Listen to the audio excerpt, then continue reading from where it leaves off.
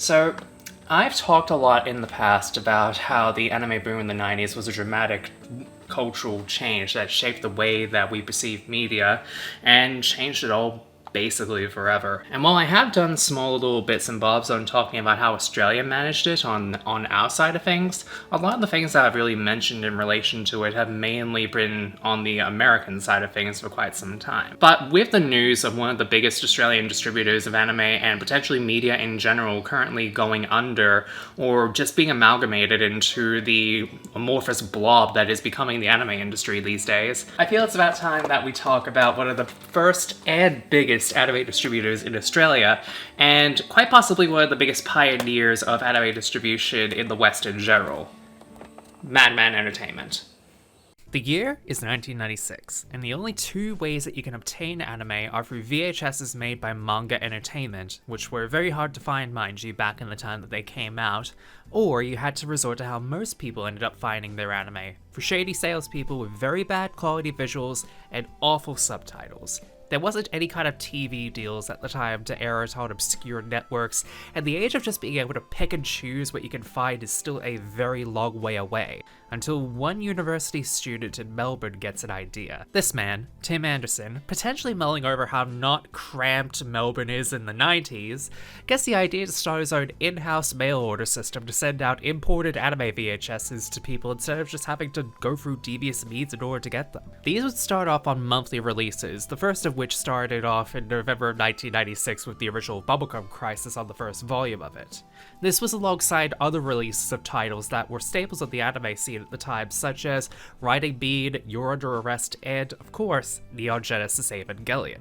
releasing them monthly, one VHS per month for each series that was covered. Which, for the late 90s, and given the fact it was a startup made by one person initially, it's pretty good for the time. Especially given the fact that we were far and away from the days of the big booms that would come about in Australia from the likes of Pokemon and Dragon Ball Z becoming popular here in Australia. That being said, however, it wasn't exactly cheap to get these licenses imported, as Tim was regularly borrowing money from his mother in order to get a lot of these shows to bring in for distribution to begin with. But it paid off in the long term, as the series that Tim would import would go down to be one of the most beloved of not just the 90s, but of all time. This allowed him to get a deal with Australian broadcasting company SBS in order to air some of the imports on their network. Mind you, it was on at an hour that would only be suitable for adults, being 9 PM or later, but it was through that deal with SBS that two major events would occur. One, Tim was both able to pay back his mother for the finances loaned to get said series into Australia to begin with, as well as make a profit from the deal with SBS in order to finance more, much bigger shows by the time they began airing. And two, Tim was properly able to expand Madman as more than just a one-person business, bringing in a friend of his, Paul Weigard, as his co-director, who helped him out with the next phase of building their brand. See, the obvious goal here was setting up a shop for an actual business operation within Australia, and not just operating out of Tim's bedroom in the Melbourne suburbs. So this got them to expand to a much bigger enterprise on the suburbs of Richmond in order to better operate their business, as well as get away from the rigidness of what I can only assume was a packed storage container of their supplies by this point. And with the booming business that they were building with their VHS market, and with the influx of IPs only bringing more cash flow into their business, as well as now obtaining their first television licensing deal, there was only one place to go from there as the 90s began to come to a close. DVD. Yep, their expansion of the DVD wasn't exactly a surprise given that it was becoming the new hotness, as it were, for the time. However, that didn't exactly mean that they transitioned to DVD fully, as it was still a very expensive process even then to produce it compared to doing VHS tapes. That being said, however, unlike the VHSs they were releasing, which were basically reskins from the likes of Manga Entertainment, which were just reskins of anime VHSs like Central Park Media and the like, aside from already existing properties like Ghost in the Shell, which still had the manga logo on them, starting with their expansion of the DVD, things would begin to get a lot bigger for Madman Entertainment, as they began to be seen as the big name in town, and therefore began to add an additional in-house flair to their works. With their productions beginning to go in-house, they got a massive, and I mean massive, influx of ways to be able to distribute it outside of their regular means of just plopping their logos and putting already existing trailers onto VHS tapes. They now had the ability and arguable manpower to go one step beyond and create not just their own DVDs, but create their own menus as well to add their own original twist to what they were distributing, with their cover art, menus, and even the special features all being wildly different from what they were being given by the studios who were asking them to distribute their wares. One huge example that comes up to me personally is the way that they distribute Dragon Ball Z here in Australia, because aside from just getting the masters from Pioneer, Gedeon, and later Funimation, or the remainder of it after they did the first 3 movies and the first 2 seasons of the anime, and then later the remainder of it from Funimation, I mean, you can definitely tell, especially with the Gedeon DVDs, that these are not the same deal as what you would be getting over in the States. With exclusive menus, special features, and even trailers created by the team at Madman being presented, which were all wildly different from the likes that were being released in the US at the time, it showed that Madman were going all in on making themselves an individual entity from what they were distributing. Not only that, but the quality of encoding on the DVDs they were pressing had become so well loved by the communities that loved them so much that to some degree, they're considered the gold standard by many as far as the visual and audio quality is concerned. However, not all of their releases would have that same level of acclaim to them. During this time, they also began licensing their first original DVDs for Generation 1 Transformers in Australia, and to say that the quality was a bit dodgy was a bit of an understatement. The quality of these releases are so notorious, TF Wiki has an entire section dissecting what works and what doesn't, all the while calling their encoding process at the time dodgy but enthusiastic. Which, while a fair summation given the fact that they apparently looked like they used 7th generation VCR copies for transfers. Is that bad? Let me know in the comments below. But the term dodgy but enthusiastic is a basic description for Madman's entire business practice for their first decade of operations for sure, as they licensed out shows such as Dragon Ball Z, Sailor Moon, and Card Captors out to Australia's Channel 10 for their early morning weekday block Cheese TV, basically our equivalent for Toonami for a long period of time. This allowed the mass of kids tuning in each morning to get a dose of the early anime boom that was incoming using the encodes that they had painstakingly provided and processed through for TV airings, and ensured their success wasn't just limited to showing Neon Genesis Evangelion or Bubblegum Crisis on SBS over and over. As well, during this era in 2003, Manga Entertainment's Australian branch merged with Madman to ensure that both could pick up the pieces in case any licensing issues occurred, such as if Madman lost a license, Manga UK would sub-license it, and if Manga UK lost a license, Madman would license it locally instead. That, alongside the constant showings of their previous efforts, led to there being more content to show on SBS, as Ghost in the Shell standalone complex became the next big hit for the adult audiences thanks to the additional license rights from Manga Australia. And with an influx of different licenses coming from Funimation, Bandai, and the remains of Central Park Media incoming in the early to mid-2000s, it really did feel like Madman was on top of their game with anime, so of course, they expanded themselves out further. During this time, they also released a lot of works that were being done through another Victorian company, Umbrella Entertainment, in order to release media on the more obscure side of the spectrum, with horror, art house, and exploitation films being the main bread and butter of the partnership. Unfortunately, this one wouldn't last long, as Umbrella Entertainment became its own independent distributor in 2005, and even still remains an entity to this day, with their exploitation releases being some of the more beloved of their catalog. I would know, I have a lot of friends locally who can't shut up about them. But this would be a sign of things to come for Madman Entertainment. As they exited the year 2006, things were about to get bigger, and arguably a lot more complicated from here on out. In May 2006, Madman Entertainment was acquired by a company known as Funtastic Limited, who worked primarily in toy distribution for Australia, effectively licensing Madman to release the home video media for their products. Alongside this, while they had been airing anime on their Adult Swim block since 2005, a deal was made between Madman Entertainment and Cartoon Network Australia to begin releasing DVDs of shows from their catalog as part of their licensing deals. This included shows that aired on the network at the time such as Puffy Amiyumi, Camp Lazlo, and especially Ben 10. But this also included a lot of series that hadn't really had proper DVD releases in the US, such as the first season of Johnny Bravo, the first 2 seasons of Ed, Ed, and Eddie, and releasing the first 3 seasons Monopolies as a foster home for imaginary friends. For fans of these series that were essentially relegated to just sporadic episodes on DVD compilation discs back in the day in the US, these were basically a godsend by Madman, as they were practically the only way for people to be able to actually watch the series in full on DVD, until most recently when Time Warner finally decided that, hey, maybe getting these on full DVD releases might be a good idea after all. But it was also during this time that Madman went and even funded their own original dub of an anime, releasing the English dub of Tamagotchi the movie in 2009. A feat which at 13 years as a company that mainly published the DVDs alone was a wild move for them to do so, but it showed just how they were able to go beyond what was expected of them. But as the 2010s rolled on in, things would continue to be on the up for Madman, as in 2008 they announced plans to begin their own streaming service for their products, Screening Room, which, while it would be a dodgy start of an idea, would be something they would come back to in later years. And they entered a deal with Viz Media to release their manga in Australia, was crossing them over into the book publishing field as well, and allowing Viz Media's catalogue to be distributed in Australia as a result, as it had previously been done by the likes of Chong Yi, who released most of their wares through equally dodgy means in Australia. With once again another influx of IPs and no shortage of releases between anime and cartoons alike, they then went into distributing their own original Australian films as well, with Kenny, The Sugar Film, and Save Your Legs being fully distributed by Madman's film division. Now, it's worth noting during this period of time that while Madman was trying to diversify their library with other endeavors, their main bread and butter was receiving some competition, as they were no longer the only game in town for anime. Siren Visual would open up in 2009, and Hanabi Entertainment wouldn't be too far behind in 2012. Both of them touted series that Madman had not even touched by that period of time, and gained a lot of cult acclaim amongst the market as a result,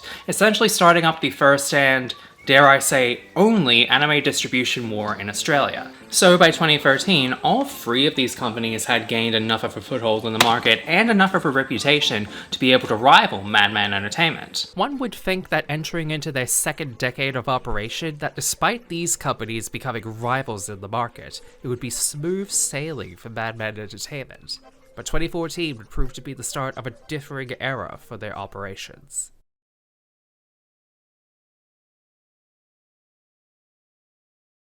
March 4th, 2014. Funtastic Limited announces their intentions to sell off Madman Entertainment due to their market value only being half of what it was when they first bought the company in 2006. Given the success Madman was having around about this time, I feel it's code for, it's not what we want anymore. Some felt that this was going to be a worrying sentiment for Madman, as they were being intended as a sold asset by this point. But in July of the same year, Tim and Paul came swooping in to buy out the company as an independent entity and ensure that they would stay afloat with a small handful of investors. It's during this time that Madman once again rose to prominence in the Australian anime scene, as, after years of teasing it through Screening Room, they finally went all in on streaming in 2014 as they unveiled Anime Lab, the first Australian-only streaming service, seen as the major competitor to the likes of Crunchyroll and Funimation now, who had dipped their toes into the market as far back as 2010, but of course we were always late to the party. And Anime Lab is the perfect area that I feel like summarizes this period of time the most, as it had all of Madman's catalog, past and present, on it, and for better or for worse, it was basically the best anime library on streaming at that period of time of it being around, as it had basically everything on it Madman had on home video, even all the way back to Bubblegum Crisis as their first release. Adding into it as well, Siren Visual would later lend their library onto Anime Lab as well, creating a tepid partnership between the two that would last well throughout this area of operation. Alongside that, in 2016, Madman announced their own convention for Australia, along the likes of Supernova and Oz Comic Con, Madman Anime Convention, which would be their way of celebrating the 20th anniversary of the market by setting up the convention at their home base of Melbourne. They would later expand it out to Brisbane, Sydney, and Perth between 2017 and 2019, following along from the success of said convention. However, this really wasn't to last. as despite going independent and having several years of up and down profits, it came to light in 2017 that Aniplex, a major anime company in Japan, had become the minority interest in what had now become Madman Anime Group Pty Ltd. This would later lead to a domino effect which would put them in the sights of Funimation, and signing off on a deal between the two companies which would effectively make Madman Entertainment no longer its own licensing company, but a direct distributor of Funimation. And as 2018 drew to a close, so would the time for Madman as its own entity in the Australian anime market, as 2019 not only saw the end days of Madman, but also see many big changes in the anime landscape as a whole in the West. February 2019. Madman Anime Group is sold to Aniplex completely through Capital V Finance, effectively making Madman's independent status null and void. It's worth highlighting as well that Aniplex had a majority stake in Crunchyroll during this period of time, and with Madman now being owned by them and also being a distributor for Funimation, it wasn't all that hard to see the writing on the wall in regards to what was about to happen with Madman. See, Sony Entertainment owned both Crunchyroll and Funimation as two separate entities through their Japanese and US markets, and Funimation was acquired by Sony Entertainment in the US back in 2017, and everyone was already fearing the worst from that alone. So when it was announced that Sony was consolidating Funimation and Madman Anime Group together in September 2019, and later both underneath the Crunchyroll umbrella in just last year, everyone basically saw this as the end of not just one of the biggest anime companies in the West, but also one of the biggest anime distributors in Australia as well. Combine that with the apparent disappearance of Siren Visual, whose catalog by Sentai Filmworks dried up by the end of 2019, and Hanabi turning from an anime distributor to merchandise peddler for Kojima Productions, among other things, the Australian anime market basically reached its worst period since arguably the 90s. By mid-2021, Anime Lab was rebranded as Funimation, and Madman's licenses from its past began dropping like flies, being replaced by only Funimation licenses, a complete far cry from the company that they were 4 years prior. And not even a year later in 2022, after Anime Lab had completely shut itself down and had its users migrated to Funimation Now, Funimation itself would fold into Crunchyroll, with them and Madman being rebranded as Crunchyroll LLC for both the US and ANZ respectively. And with that, as quickly as they came to prominence, they were swiftly amalgamated into the Crunchyroll empire as we know it today. The official website's being updated by 2023 to officially rebrand fully as Crunchyroll. All future DVDs would contain that logo instead of the trademark Straightjacket band that was done by Madman. And the saddest thing of all, the library that they had accumulated through the years of deals with other companies was lost, replaced by only what the combined Funnyroll library had to offer by this point. It wasn't just a sad day for anime fans, it was a sad day for fans of any kind of media in Australia. Because Madman wasn't just another distributor, they were the first and truly the greatest to show just how big one company could get if you put enough effort in to give the public what they want. And their ending didn't just create a hole in the anime community of Australia, it showed a much bigger sign of the anime industry as a whole.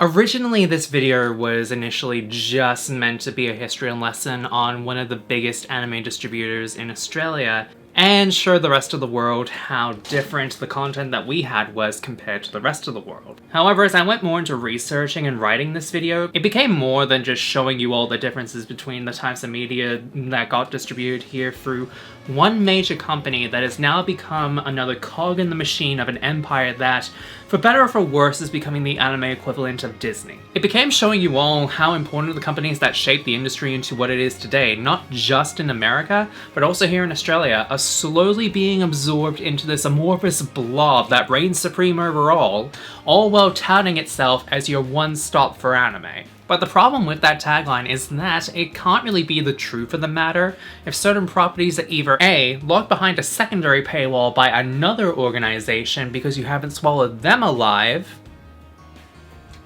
Just yet, anyway. Or B, just not available, period, because you didn't choose certain licenses to save when you swallowed that company's library and absorbed it into your own. There are dozens of animes that are only available now through either the ridiculously expensive resale values on places like eBay, where you're lucky if a series that hasn't had a DVD release since 2006 will go for lower than $300. And that's on a good day. And more companies going bankrupt and having their assets sold off to companies like Bandai Entertainment was back in the early 2010s, and what have you, just to now maybe have a chance of being saved someday. To the point where anime classics have had to resort to GoFundMes in recent years to be funded for new releases?